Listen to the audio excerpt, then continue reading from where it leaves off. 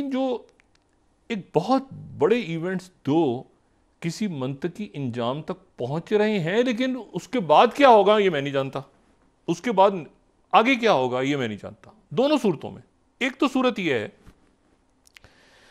कि जो ये नेतन्याहू नामी शख्स है, इसने पिछले 48 घंटे में 2 दफा तकरीरें की हैं।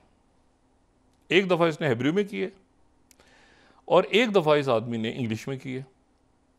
और इसकी सुई अटकी हुई है कि वो फिलाडेल्फी कॉरिडोर जो है उसके ऊपर भी फौज रहेगी और अंदर भी रहेगी और ऐसे और वैसे और ये और अब जनाब मिस्र ने तो उसको रिजेक्ट कर दिया और मिस्र के साथ साथ फिर 5 अरब ममालिक भी खड़े हो गए, जिनमें सबसे आगे आगे सऊदी अरेबिया। सवाल ही पैदा नहीं होता, सवाल ही पैदा नहीं होता वो मिस्र के साथ। और फिर तुर्की भी खड़ा हो गया, क्योंकि और वैसे भी तुर्की का एक स्टांस वैसे इस जो अभी करंटली जो टर्की और इजिप्ट करीब आए हैं उससे हटके भी टर्की का स्टांस बड़ा क्लियर रहा है फ़लस्तीन के बारे में। पाकिस्तान की भी कभी कोई उबहाम नहीं रहा फ़लस्तीन के मामले पे। और 2 रियासती हल, पूरी दुनिया और पाकिस्तान उस बड़े ब्लॉक का हिस्सा।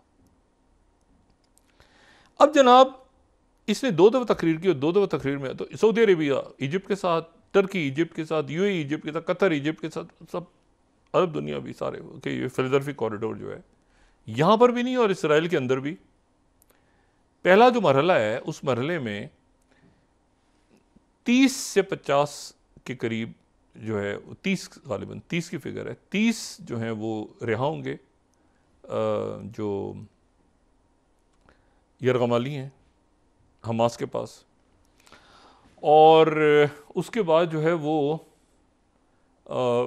सिर्फ गुंजान आबाद इलाकों में चंद थोड़ी तादाद में इसराइली फ़ौज रह जाएगी, लेकिन वो जो है कि नॉर्थ और साउथ के दरमियान फ़लस्तीनियों की वो जारी रहेगी, पहला मरहला। और साथ ही कितने कौन से लोग रिहा होंगे पहले मरहले पे उधर से उस तरफ से 800 उनके नाम, और फिर ये कि उसमें से कितने लोग गज़ा में रहेंगे, कितने लोग जो हैं वो उनको मुल्क से बाहर भेज दिया जाएगा, जला वतन कर दिया जाएगा, ये इश्यूज़ हैं। 18 पैराग्राफ्स उस मुआहदे के हैं जो प्रेसिडेंट बाइडेन ने पेश किया था दुनिया के सामने और जो सिक्योरिटी काउंसिल।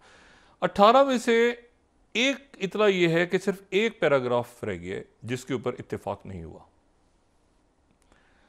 और बाकी सारे पैराग्राफ जो हैं उन पे इत्तेफाक हो गया है। इसराइल जो है उसके बारे में मैं उसका नेतन्याहू का भी बताता हूँ नुक्ता नज़र। और उसके बिल्कुल फाइनल अब मामला तय हो रहे हैं कि जैक सलिवन चाइना से ये बात करके आए हैं, ठीक है। और इंटरनेशनल लेवल पे जो बात होती है तो फिर ये कोई नेतन्याहू तो ये कोई अच्छा। अब जो है वो जर्मन जो फॉरेन मिनिस्टर हैं बड़ा ज़बरदस्त यूरोप का रोल रहा है, ईयू का रोल बहुत ज़बरदस्त, अफ्रीका, ईयू, पूरी दुनिया का रोल बहुत ज़बरदस्त रहा है। कई मैंने कहा ना, मतलब जो वेस्ट है उसने, उनके लोगों ने, अवाम ने गज़ा के साथ खड़े होने में कसर कोई नहीं छोड़ी, ठीक है। कैंपस, सड़कें, जो कुछ होता रहा है, डॉक्टर्स उनके NGOs, उनके क्या WHO, क्या यूनाइटेड नेशन, पूरी दुनिया खड़ी हुई है। अब जनाब वहाँ पर एक तो बड़ी खबर यह आई कि जो हॉस्टेजेस हैं, हॉस्टेजेस के जो यरगमाली हैं हमास के पास, उनके अहले खाना ने बाइडेन से ये कहा कि आप नेतन्याहू को पे 3 हरूफ भेजें और इसराइल को भी एक तरफ फेंकें और आप हमास से बरह रास्त बात करें। इस पूरे मुआहदे में आपको हमास को लाने की, इसराइल को लाने की जरूरत ही नहीं, हमास से बरह रास्त बात करें और इजिप्ट से करें, कतर से करें, आप हैं, बाकी दुनिया खड़ी है, आपको इसराइल से बात करने की जरूरत क्या है। NBC कोट कर रहा हूं, 5th स्लाइड। आपको इसराइल से बात करने की जरूरत क्या है भाई? नेतन्याहू के चक्कर में आपने जो है वो आधी दुनिया, 5th स्लाइड NBC न्यूज, आपने जो है कत्लेआम जारी रखा हुआ है। अब इसराइल को साइड पे फेंकें। Hostages families, deal with Hamas that doesn't include Israel, deal करें उनके साथ, मामला हल करें। अच्छा, और उसके बाद जो है वो दूसरी जो खबर है वो अभी इसी को, वो अलग बात हुई है इसराइल का media. 9th, US reportedly considering direct hostage deal with Hamas. 9th slide. America सोच रहा है कि अब जरा साइड पे फेंक ही दें, इसराइल को फेंक ही दें, और बाकी सारे फरीक, तो उनके अंदर से सिक्योरिटी एस्टेब्लिशमेंट भी तो साथ है भाई, मोसाद, आर्मी के लोग सारे वो एस्टेब्लिशमेंट साथ है। ये नेतन्याहू का मसला है सर्वाइवल का, जो कल थॉमस फ्रीडमैन ने लिखा है। तो अमेरिका कंसिडर अब ये कर रहा है कि हमास से डायरेक्ट बात करें, सब राजी, तो इनको फेंके साइड पर उठा के नेतन्याहू को, और उनके लोग उनके खुद लैपे तो हुकूमत सारी उनके सिक्योरिटी एस्टेब्लिशमेंट साथ है। और ये जो जर्मन फॉरेन मिनिस्टर हैं बियरबॉक, ये बड़ी ज़बरदस्त खातून है। ये सऊदी अरेबिया आज सऊदी वज़ीर ख़ारजा से मिली हैं, फिर ये इसराइल जाएंगी, जॉर्डन जाएंगी, और ये मगरबी किनारे का दौरा करेंगी। तो ये इनका 11वां दौरा है जब से गज़ा की जंग शुरू हुई है। 11th यानी यूरोप का इतना है कि सीज फायर पीस, यूरोप सारे दुनिया पूरी।